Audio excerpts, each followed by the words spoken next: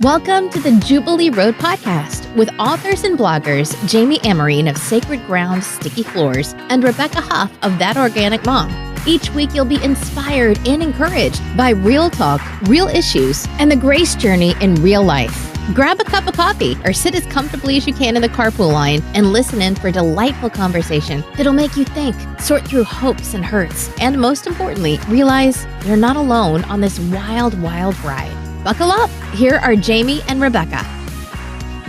Hi, I'm Jami Amerine, and this is my friend and co-host, Rebecca Huff. Hi, Rebecca. Hello. How are you? I'm good. Well, I'm balanced this week. You're balanced. I am. That's good. Yeah. I'm kind of balanced. Well, I mean, Justin, I'm not perfectly balanced, but I'm not like right. on the balance beam and everything, Right. but I haven't fallen completely off yet. That's good. Justin's still out of town, and so that's my balance. My balance meter is faulting. Somewhat. But I've had a good week, basically. Except, did you see that? My eye's twitching. She can see me, so if you notice my eye twitching, I don't know what that is. But it keeps happening. Actually, some other people are going to see you too, and we may as well just go yeah. talk about that right off the bat, since Okay. Yeah. I wasn't prepared to make a video of this. So if you're listening, you don't have to look at me right now. But if you end up seeing the video of this podcast, I'm sorry that I didn't put on makeup today. So Jami and I have been doing all of the things we do, blogging, encouraging, podcasting. Most of these things we don't get paid for. In fact, we actually are in the red on most of the things we do. And we just had a little prayer before we hit record, and Jami said, Lord, can you help us out with that? The brokenness is getting old. But so all of that to say that we have created a Patreon page for the Jubilee Road. And it is, if you happen to want to support this podcast or what Jami and I do in any way, then there will be a way for you to do that. Now, it's not necessary, and we're not saying that, we don't appreciate people who can't afford to do that or don't want to do that. But if you feel like you would like to, contribute in any way, we have a Patreon and we have different levels, and I won't go into like all of that, but I will put a link. We'll have a link in the show notes, and that will take you to our Patreon page, and there's different tiers. We'll have like the, do you remember any of the tiers I made? We'll have like the Empress. Well, I know that there was going to be like one where you would actually get the video. Right. So the first tier, you get the video, right? And so you can see and then I can't remember which tier it was, but you'll get a autographed copy of my first book, Stolen Jesus, and coupon codes for my Etsy shop. Just different things like that. So we'll have that all together in the link. Right. And so there'll be perks. Right. So anyways, all that to say that if you do happen to be on that first tier and you're watching this video, I'm sorry I didn't get made up today. And you are seeing me in a closet, drinking coffee. And I'm in my daughter's bedroom with weapons on the wall behind me. Cheers. So, hello, friends. It is what it is. This is real life with Jami and Rebecca. It is. That's right. So this is season 3, and I listened to my eye is just a twitching, Rebecca. I listened to our podcast, our first podcast for season 3, episode 1, where I called it season 3, episode 4, but that's neither here nor there. But today's episode, season 3, episode 2 of Jubilee Road, is called the Forgiveness Freeway, and we're going to talk about forgiveness, which I want that freeway. Well, I want to be very clear, because I've listened to many a podcast and many a book on forgiveness, and it's not always that easy, and it's especially not all that easy when the offenses keep coming from the same person and there's no way to get away from that person. That's always hard. When the offenses are life-altering, painful, miserable, that's the worst. And I personally get quite a few emails from people that are dealing with forgiveness issues, and they make me mad. I'm just like, well, let's just kill that person and hide their body and be done with it. Jami. And I know that's not from Jesus. And he just said that's not from Jesus. But it's not that simple. And most of the scriptures that you find are just like, forgive one another and do it 100 billion times and move on as your Father's forgiven you. And I know those are all there. So we're going to talk about it from a more human perspective. And I have a methodology that was given to me by the Lord through a Dateline or 2020 or one of those news shows. So we're going to talk about that. And then, so we're going to just bump some stuff off of each other for the first 20, and then we'll do our little healthy bite. And then at the end, we actually have some suggestions. And you can either throw it out the window or you can try and apply it. I would tell you that for me, they have been life-altering. So, Rebecca, do you have a story of forgiveness that you want to share with us and how you dealt with it, or how you haven't dealt with it? Or do you have any insights at all into this? Just jump right out. I'm glad that you expanded that. And also, once again, thanks for putting me on the spot. You're welcome. I'm here for you. For that. You're so sweet. Well, the thing about it is, I do have a pretty serious case of needing to forgive. And, if it's possible, can you forgive and then need to forgive again, even though the offense only happened one time? Sometimes I feel like I need to re-forgive. Yeah. And then the other question I have about forgiveness is, can you forgive? How biblical is it to forgive someone who hasn't asked for forgiveness? Is that possible? Do you forgive someone who has not asked for forgiveness? Is that... I think you have, because this is my thing about forgiveness. It's about me, not them. They may not change, but what is the saying about giving them free rent in your brain? So the forgiveness is for you, not for them. It's for the cleaning of your soul, not doing anything for them. Okay. In that case, I think so. Yes, I do have a person, and I don't want to get too deeply into the details of this, but I do have a person who 24, 25 years ago hurt me very, very deeply. Someone who I considered my best friend told excruciating, painful lies about me. Not only hurt me, but hurt other people in my family, other people in their family. And there are people who believed that lie and the whole web of lies that surrounded that lie, and went to their grave never having been told the truth. Mm-hmm. To this day, it gives me cold chills to even think about that, because the person that I'm talking about who went to their grave not knowing the truth, this person was someone I respected immensely. She was like the kind of person that I wanted to be. And for her to think something bad about me that wasn't true, because there's plenty of things about me that I've done, mistakes I've made, choices I've made that are bad enough.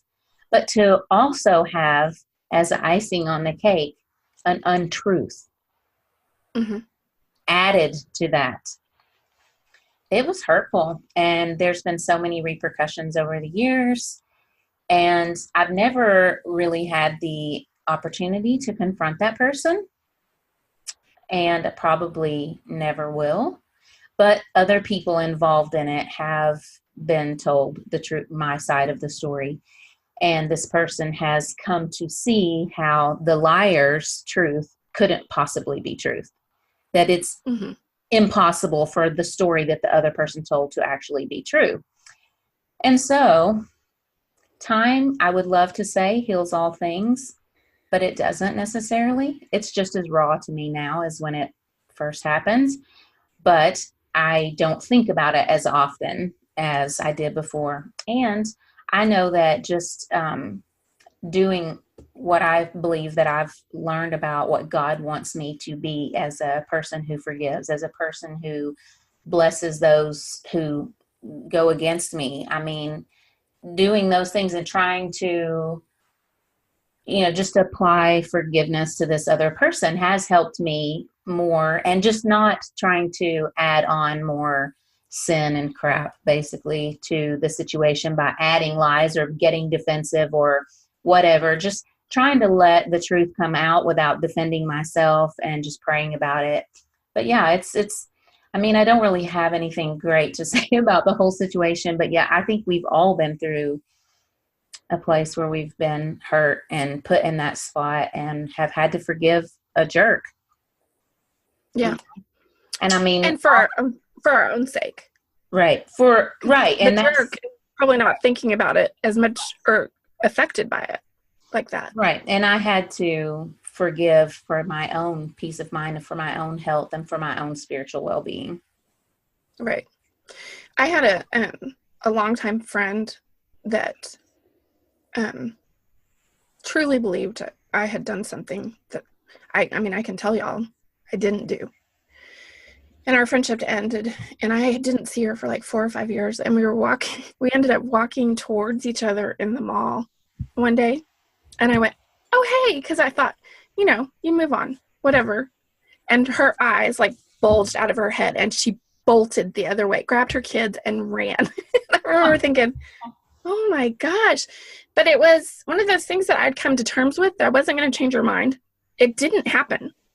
And that incident, although it hurt my feelings and I went and sat in my car and cried over it because it bubbled it back up, in the end, it was one of those things where I obviously that's what she believes and there's nothing I can do about it. And so, I mean, now look at it and just go, why would I give it any space? She didn't, I think the hurt comes from, I believe I'd been misunderstood, misrepresented, lied about, and that hurt. But she was going to continue to believe those things and regurgitate them and keep her kids away from me no matter what. So it's, in my mind, there's nothing I can do about that. And to that end, going to the grave with it, after the grave, at least that truth is made known. Right. And that was my one consolation every time I thought about the fact that this person that I respected so much went to her grave not knowing the truth. Then it would, like a light bulb, go off in my head. But now she knows the truth. She knows the truth. Yeah. Right. This is a good point. While we're talking about this, about the cheerful heart and everything, and we talked about having a cheerful heart last week, I wanted to read something in our group, Hope Lively, our Hope Lively for Women, our Facebook group. There's another admin. Her name is Lorraine Reap, and her blog is Grace and Graffiti. And she listened to our podcast, and she wanted to let me know that she had really enjoyed it. And she said she kept thinking about the thing that we said about applying the medicine of a cheerful heart to our hurting places. And she said, it makes me think of a child who needs a splinter removed or a scrape cleaned and bandaged. They protect and protest, but in the end, it is as simple as exposing the hurting place and allowing the treatment. We have to expose and acknowledge the pain and be open to applying gratitude, the source of cheer and joy, when it's the last thing we want to do. And that's from Lorraine. I thought that was so powerful. She is an eloquent writer, and she's very wise. Yes. And I love that. I know. She didn't email me. She texted me. Well, the reason she texted me, I sent her one of my bears, my coaster bears. We recently met in real life in Florida, and we had a get together. And so I sent her a little gift that I had knitted, and then she wanted to let me know that she had listened to this. So that's nice. I love Lorraine, and she loves you. She's the best. She's actually my first fan ever. No. So, and I went and I met her in Florida. I know. Yeah. Did you guys meet in St. Augustine? I was in Orlando, and she came and we had breakfast together. And we spent a day in St. Augustine together. So she's the best. Love Lorraine. She's very wise. But yes, so we will link up Hope Lively also. Yeah, and we'll link up Hope Lively also. So we could go on and on about all the awful stories. I told you one that I can't tell here right before we started recording, and I think we both choked. Somebody that had emailed me something. I think one of the hardest, which I personally haven't experienced this, but the hardest stories that I hear are actually matrimonial betrayals. They're just so devastating, and I do try and empathize from this standpoint, which is definitely finding out somebody that you have entrusted yourself so wholeheartedly and realizing that they're sharing that with someone else. And even to the extent of finding, I think the shock of it is realizing that person isn't at all who you thought they were, something you didn't think they were even capable of. That's always one of the emails that I just am most saddened by, because it's such a huge breakdown. And then if there's children involved, of course, there's also the aspect of still having to have contact with that person and interacting with them and all of those things. So I have, and I don't have, like I said, I don't have that story, but I do have a story of betrayal that I had to come to terms with. And my husband and I both were dealing with it on a daily basis. Basically, we were just like enraged, offended, hurt, disgusted, mad. And I said to Justin, I don't believe in this if then Jesus. If we don't forgive, then he won't bless. However, I do believe in a Jesus that wants us to grow and progress and be set free. And he was like, no, we're fine. And I was like, I don't think we're fine. And it wasn't about, like I said, it wasn't between he and I, but it was something else. And so I said, well, it's bothering me. And so I feel like we need to at least talk about it. And he said, yeah, no, I think we just need to move on. Let's be done. And he sat down and he said, that's Justin. Erase. So he sat down and he sat on the remote control and the TV turned on. This is just weird. The TV turned on and I was folding clothes and he's just sitting there and he's like, where's the remote? And I was like, but he's sitting on it. But he didn't know he was sitting on it. No, he just thought the TV magically turned on. So it was on a news show and we ended up watching it. And it was the story of a little girl named Susie and her mom, Marguerite. And Susie, it was in the early 1970s, and they were, I think, at Yellowstone National Park, and they'd had this great vacation day, and Marguerite tucked them into their sleeping bags, and they all went to sleep. And the next morning when they woke up, there was a hole cut in their tent, and Susie was gone. And so it was like a national search. My mom even remembers the story, that this little girl had been taken in the middle of the night and they couldn't find her. Marguerite and her family stayed at the park for 2 weeks and all that. And then they had to go back. They had to go home, and they had to go home without Susie. And her husband had a job, her kids had school. And she said it was the most treacherous drive ever because they were leaving without their baby. I think I said she was 7 at the time. And so she goes home and it goes on and on and on and on and on. And she has so much hate that she is vomiting at night. She hates so bitterly this person, whoever it is, and she wants her baby back. And she woke up one night and she was like, I can't go on. I just can't even live anymore without knowing where she is. God, you have to help me. So she cries out to God, which I thought was really cool because this is just on secular TV too, and they really didn't get rid of any of it. And she said, I don't know how to go on. And she said she knew that God said to her, I need you to forgive him. And she was like, what? How would I even do that? I still don't have how would I do that? And he said, a prayer for this person who stole Susie is a prayer for Susie. And so she instantly started keeping a journal. Let there be sunshine today. Let there be plenty of food today. Let him have a good day at work. And she started praying these things over the course of the next few months. On the exact moment, 1 year to the day, to the minute, her phone rang in the middle of the night. And she sat up and she said, and I knew it was him. And she answered the phone and he said, I took Susie. And she said, how is she? And he said, she's wonderful. And she was so nice to him. on the phone, which she said bubbled up from this place where I had built this compassionate forgiveness for him, even though I didn't have my baby back. It could not have possibly been from me. But she'd been in the habit of wanting good for him so that good would come to Susie. So she was able to keep him on the phone long enough that they were able to track it. He begged to get off the phone with her because she's really like, so how are you doing? It was like they have a recording of it. She's totally genuine in, is everything okay there? How can I pray for you? And he was like, you have to let me go. You have to let me go.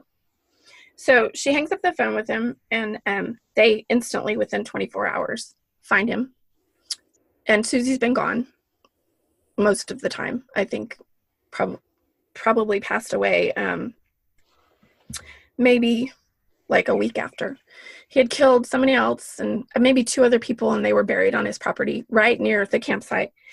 And they arrest him, and there's a new deputy on staff at the jail, and so they drive there, and before they get there, this man that had killed Susie hung himself with his belt because this deputy didn't know to. So they end up at this place, and they're able to find Susie's remains and everything, but then this boy's mother is there. This man's mother is there. The murderer's mother is there. The murderer's mother is there, and Marguerite hugs her and grieves with her. And she said, simply because we both lost our babies. They end the show with a video of Susie playing in this river and another video of this man that killed her as a child playing in this river. Marguerite keeps a picture. I know. Ever.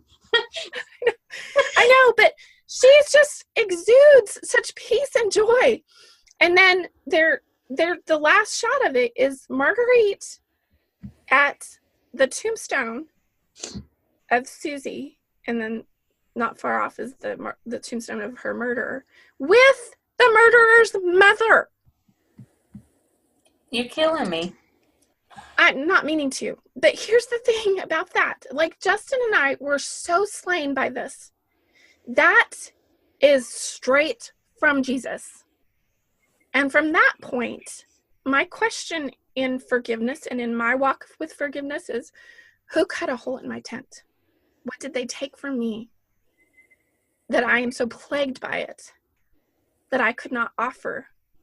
And I don't want to talk about this some more after the break, but that I could not offer grace and compassion to everyone that is God's creation, that is everyone that he's calling us to pray for and be good to. It was so outstanding. That's to me. And then of course Jesus. She got intravenous Jesus. She had an IV drip. But she had to do she had to do something to get that. So I want to talk about that some more after the break, and I want to and I have to interject this. You guys have to also understand that we're just now talking about Justin and I are just now talking about forgiveness, and he sits on this remote. That's from Jesus. That's from this Jesus. And that's why I am so passionate about this particular topic when it comes to who cut a hole in your tent. But with that being said, let's take a real quick break and listen to Rebecca's Healthy Bite on balance. Okay, this episode of A Healthy Bite is brought to you by Jami and Amerine Studio. Jami's Etsy shop has a wide variety of handmade jewelry, crosses, paintings, and homemade soaps. Visit now and buy any of Jami's aromatherapy jewelry or soap and use the promo code The Smeller. If you don't know what that's about, we'll let Jami tell you. So if you use the promo code The Smeller, you get free shipping. And that's Jami and Amerine Studio on Etsy. And we will have the link to her studio in the show notes. Now, as far as today's Healthy Bite, I want to talk to you, and I've got to pull up my notes here because I made just a few notes on my phone. But I want to talk about balance. And for me, this year is all about balance. So I know that a lot of Jami's listeners maybe have not been to my website a lot. So That Organic Mom is a healthy website. It's about, how to be healthy in all the various ways. I personally am not, I guess I'm not perfect at balance. I'm not even close. On a scale of 0 to 10, I'd give myself a 1 when it comes to balance. So please do not feel that I am not right there with you if you are an all or nothing girl, as I am so black and white, black or white. I'm not black and white, black or white. So this year I am not focusing on what I eat or how much I exercise. I am focusing on staying balanced and focusing on having a cheerful heart. So here is my very first tip for staying balanced is working out. And don't get me wrong here. I know that there's people that hate working out and there's people that love working out. I'm just going to say, if you can only work out for 5 minutes a day, that's fine. You got to start somewhere. If you feel like you don't have time to work out, set your alarm clock 5 minutes earlier and get up and do 1 minute of jumping jacks, 1 minute of sit-ups, 1 minute of running in place. You get the idea. 5 minutes. Anybody can do 5 minutes. And I promise you that 5 minutes will lead to 10 minutes, and that 10 minutes will lead to 15 minutes. And if it stays at 15 minutes for the rest of your life, that's okay. It's just doing something and staying balanced. My second tip for staying balanced is to nourish your soul. When your kids are taking a nap, do something for yourself. Use at least 10 minutes to feed your soul, whatever feeds your soul, whether it's meditating, knitting, praying, listening to music, dancing in your kitchen, doing yoga, whatever feeds your soul, take that 10 minutes to do it. And then my last tip for staying balanced is to eat a balanced diet and to nourish your body by making the time to eat right, but not obsessing about it. So if your kids are having an ice cream and you are not having an ice cream, it's okay to have ice cream is what I'm trying to say. Be balanced. You're not going to eat ice cream 7 nights a week. I hope you're not feeding your kids ice cream 7 nights a week. But hey, if that's what it takes to be balanced, do it. For my family, we possibly have ice cream 1 night a week, if that much, I doubt. But in the past, I would not eat ice cream. But I have realized that 1 small scoop of ice cream to just revel in happiness of ice cream with my kids is okay. And I'm staying balanced there. So that's our healthy bite, staying balanced. And if you have any ideas for how you stay balanced or you want to mention another way, because I can think of a million and I would love to hear what you guys think about staying balanced. How do you do it?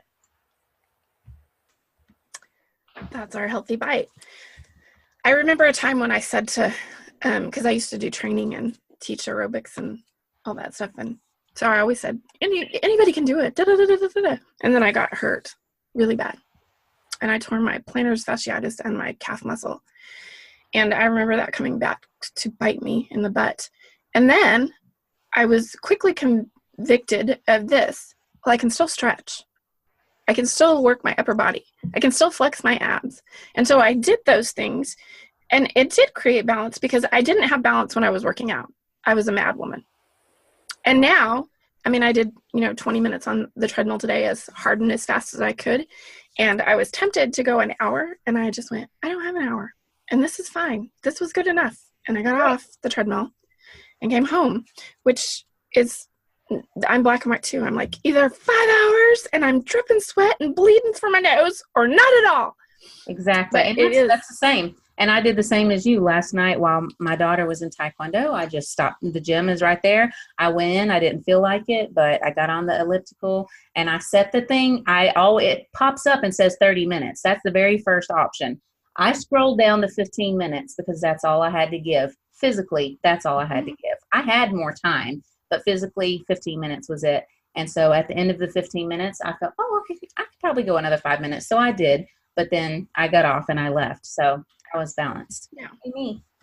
Balance, I think, is just one of those things where, some common sense as it applies to you. And, what is going to work for me. Right. And I think we don't ever let ourselves have that. So, and back to the hole in our tent. In a different area of life. Yes. So. Yes. And balancing forgiveness with someone you hate and want to see dead or bleeding on the side of the road. So we're back to who cut a hole in your tent. And I've been able to do this in so many ways ever since I heard that story, which I'm sorry if it made you sad, but I think it was so applicable to so many things. It was. What has someone taken from you? And they may have taken your child, or you may have had your marriage end, and it may be way more offensive than somebody embezzling money or setting you back or whatever. But we're not here this is balance too. Your hurts are your hurts, and you don't have to justify them or offend or defend them to anyone. That if it hurts you, it's your hurt. And so it's a matter of that balance, Okay, so how do I balance this? And I do hope that people that listen to this picture for a minute that hole in the tent. What was taken from me? What was given to me? And where's the balance in forgiveness for me, not for them? Forgiveness for them does them nothing at all. It's about letting yourself be free from the burden of venom. And the scripture I picked for this, you had a couple too, but I didn't want to do that. Oh my gosh, can y'all hear the man baby being so stinking loud? Recording, son. Chill. He's like banging around in there. Okay, so we had a few scriptures that we went over. This is just as real as it gets because I got a man baby in there, thrashing around. But I didn't want the usual and forgive as you've been forgiven, because that's, to me, and it is, I know it's scripture, so nobody throw anything at me or anything like that, but scripture doesn't always just put a Band-Aid on that. That's, to me, when I was hurting, forgive as I've forgiven you. I can't forgive like you forgave. I want to. So I think that's the first step, wanting to be set free from that hurt, from that offense, from that tragedy, wanting to be set free from the venom of that. And so this is, he said, I'm making breakfast. Okay. Quietly. Yeah. Ephesians 4:31 through 32. Get rid of all bitterness, rage, and anger, brawling, and slander. Be kind and compassionate to one another, just as Christ forgave you. But the reason I see that is different than just forgive as I've forgiven you. Be kind and compassionate to one another. And I think about it from a parenting point of view. When my kids have, which my originals don't fight ever. They never did, really. And they have a lot of love for each other. But the vandals can get, nasty with each other and kick and punch and stuff like that. What do I want from them, for them, is for them to be friends. And why do I want that? Because that's a happier place to be. And being kind and compassionate to one another is the same snowball effect, I believe, that we witness when we are thankful for something. These emotions that he's asking of us, be kind and compassionate and thankful. How many times do we hear that in scripture? Those actions, and it's the story of Marguerite, the action of giving thanks, asking for things, praying for that person, changed her so, with such a huge, who can forgive to the point that you can go to the murderer of your child and hold the hand of his mother? And she says that. She said, we both lost our children. We both had that. And so I think that one thing that can really be a stepping stone in forgiveness is trying to see from someone else's point of view and praying for that person as Christ would pray for them. Even if you don't mean it. There is power in prayer. There's power in our words. Our words have to magnify what he wants. And so, yes, it's impossible and it may leave a bitter taste in your mouth, but I go back to the vision of this hole in my tent and what was taken from me. And it's not anything like losing a child to basically a monster. So that's the first step in perspective. And then compassion was one thing that woman talked about. She said, she had compassion for his mother because it was horrific, but compassion for him and the terror of being the kind of person that would steal a child and torture them. What life is that? So I go back to the mall with the lady that went bolting from my presence because I'm so wicked. And she didn't really take anything out of my tent. I guess she cut a hole in my tent. She hurt my self-confidence. I lost a friendship. I lost several other friendships because of it. And yet, I know the truth about who I am. I know the truth about what happened. I'm actually glad that it happened because I was set free from some law-bound teachings that are outlandish and ridiculous. And I've grown closer in my walk with Jesus. So me forgiving her, she can hate me all she wants. She can run from me in the mall like I'm, a serial killer. But for me, letting her go in that way, I come up with things I can be thankful for. If she was hurt, I could be nice. So that breeds compassionate. And then as far as kindness goes, I smiled and was nice. And I wished her well. And I prayed for, in my head, just kind of prayed for her now, because who wants to live like that? And those thought processes are just, I think, so much broader and more helpful than going, well, forgive as he forgave you. Okay, I'm nothing like Jesus when it comes to those things. So I guess that's my big takeaway from the hole in the tent story, is that the visualization, and sometimes we don't want to think about these hurts. So we just go, erase, Justin, erase, pretend like it didn't happen.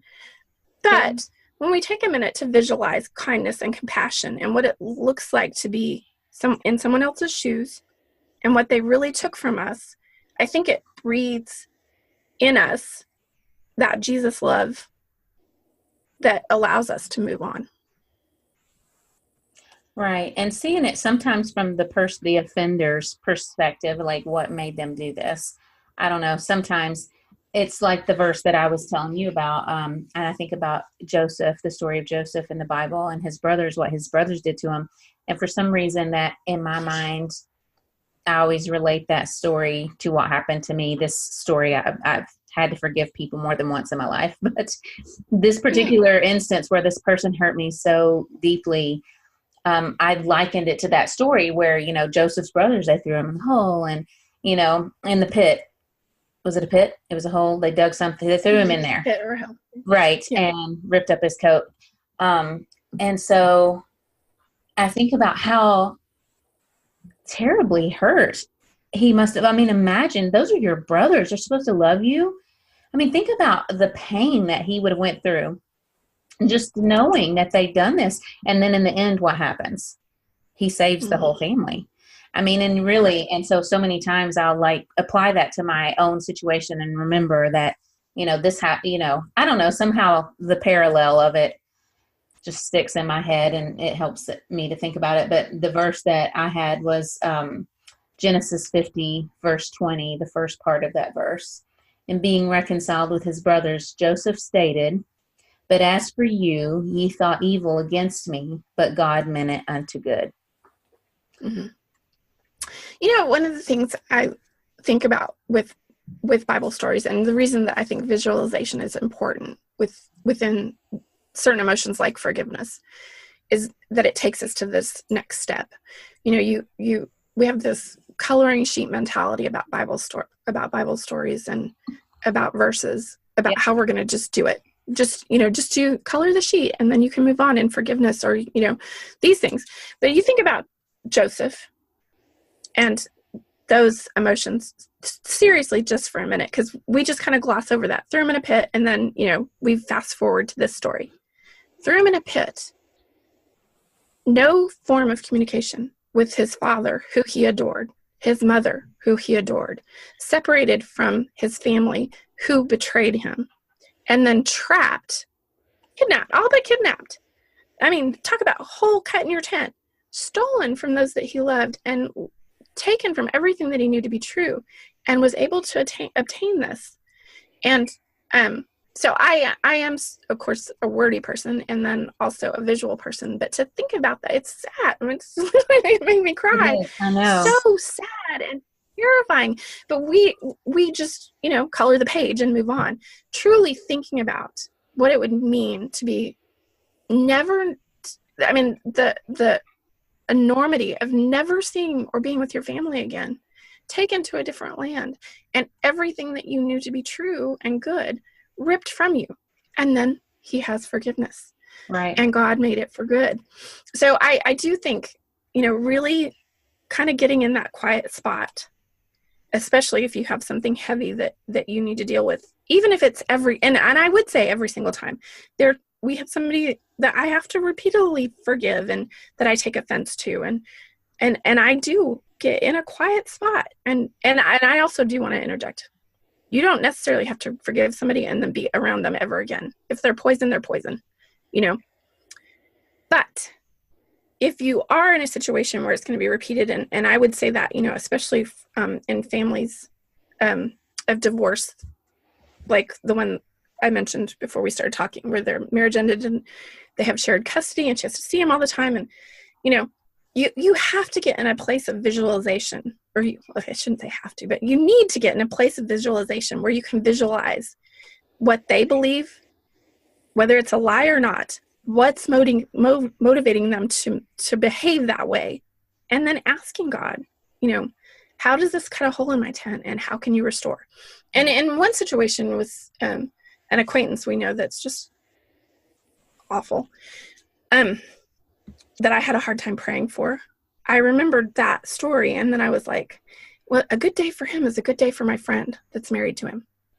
A good day for him, or blessings at his work, means blessings for his wife and children.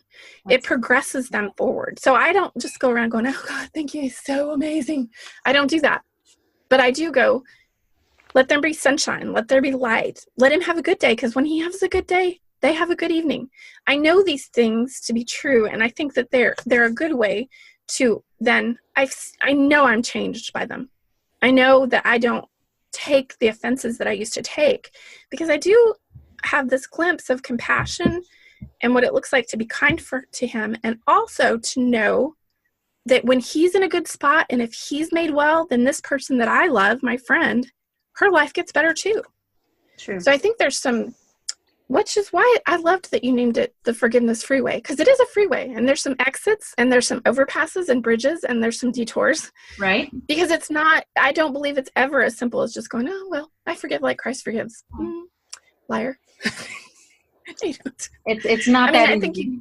I think it is not that easy. No, it's not that easy. Interesting too, if you're watching the video version of this illustration. You were talking about the illustrations.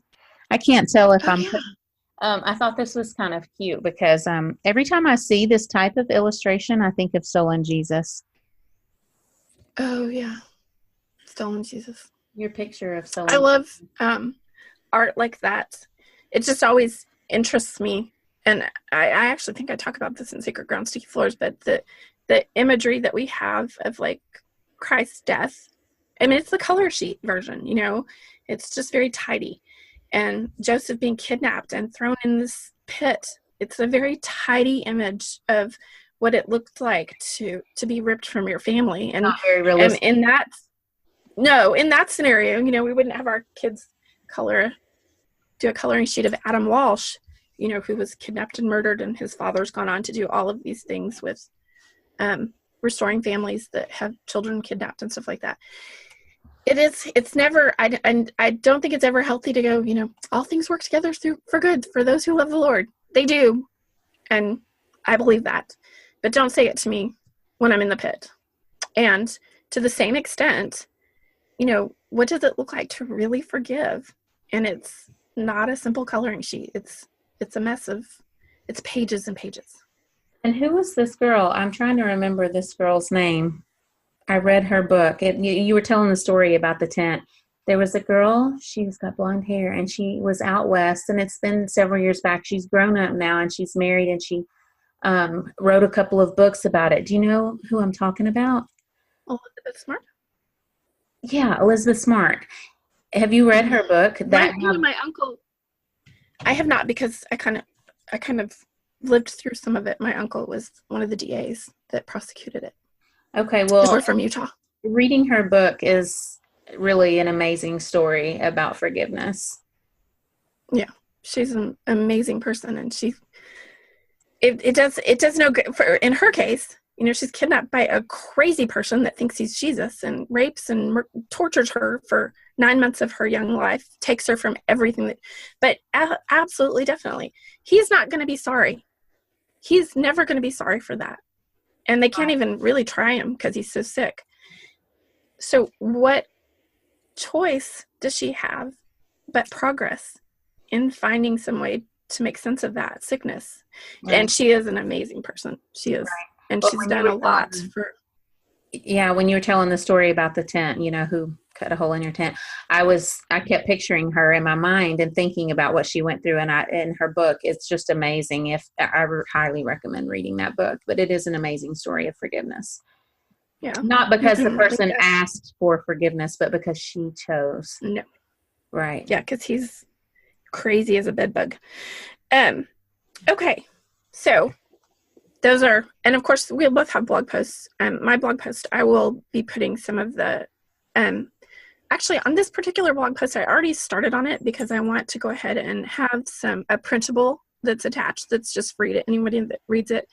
It's like a worksheet that I made for myself that I'm now sharing with people about forgiveness. Love it. Because we need it. And then next week, on the Jubilee Road, we're going to be talking about prayer, and we're calling it the Prayer Parkway. Honestly speaking, with our Father in heaven, which Rebecca made me pray. No, didn't make me, but she was like, you should pray before we get started. And I was like, oh my gosh, have you ever heard me pray out loud? Because it's not all that fancy. You pray out loud. We've prayed whenever I came to visit you in Texas when you lived in Abilene. That's true. We did. Yeah. Yeah, we did. The thing about it, you know, you guys should hear Jami pray. Now, Jami talks to Jesus like most people don't talk to Jesus the way Jami talks to Jesus. Giving away all my secrets. Yeah, no. But I think my bud. We need to pray. I don't want to say the wrong thing, or I just want this podcast to be a blessing to people. And, you know, and I mean, honestly, it's a blessing to both of us because, you know, we're not in a super bright lit place in our lives right now either. So hopefully we can. No. So it makes it nice to process some of this stuff. I'm processing. I was actually, as I was preparing this, I was just thinking, you know, this is a continual hole in my tent that I need to address. And I think that those things come up all the time, and it helps to say them out loud, talk out loud to Jesus. So our scripture for today was Ephesians 4:31-32. Get rid of all bitterness, rage, and anger, brawling and slander. Be kind and compassionate to one another, just as Christ forgave you. And we will be back next week with Prayer Parkway. I'm Jami Amerine. And I'm Rebecca Huff. Jesus be all over you. Thanks for joining Jami and Rebecca for this episode of Jubilee Road Podcast. If you loved this podcast, please take a moment to rate and review it on iTunes so more women like you can find freedom in the grace journey. And join the girls here next week for another episode.